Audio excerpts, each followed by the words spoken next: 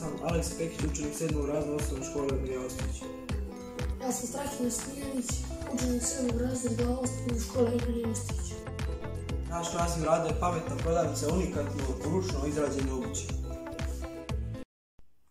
Svrha našeg projekta je da kupac uvek može kupiti obuću koja mu se sviđa preko ovog šaltera. Pored ovog, naš drugi cilj je razvijanje malih preduzeća.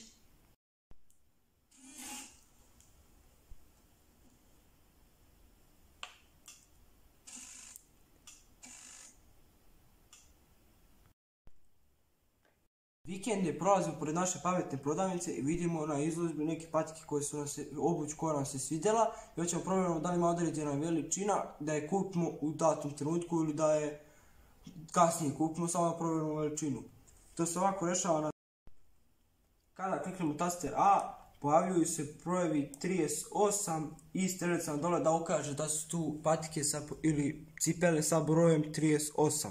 Kad kliknemo taster B, pojavljaju se 39 broj i strelica nam dole opet da pokaže gdje su patike ili cipele sa brojem 38. Kada kliknemo oba dva broja, na trećem mikrobitu piše broj 40 i strelica nam dole također da ukaže cipele i to isto tako radi i četvrti mikrobit, samo što on radi kad se promeša i pokazuje broj 47. Kada se kupac odluči koje će patike ili cipele da uzme, može taster A da otvori bankomat i zatim preuzme svoje patike i onda na taster B da zatvori bankomat. Pre toga smo izvršili online plaćanje.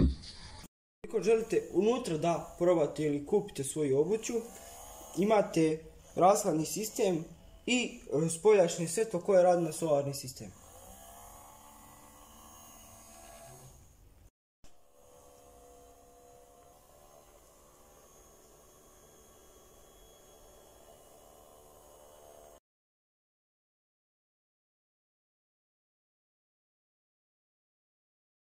Naš projekat je odgovorio na sljedeće ciljeve održivog razvoja.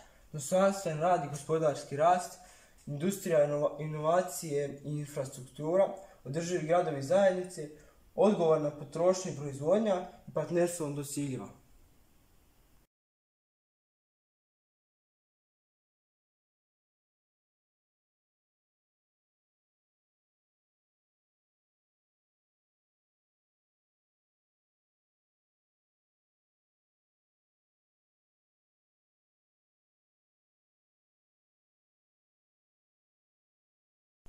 I upravo zbog toga verujem na originalnost ideje će vam se svidjeti naš projekat.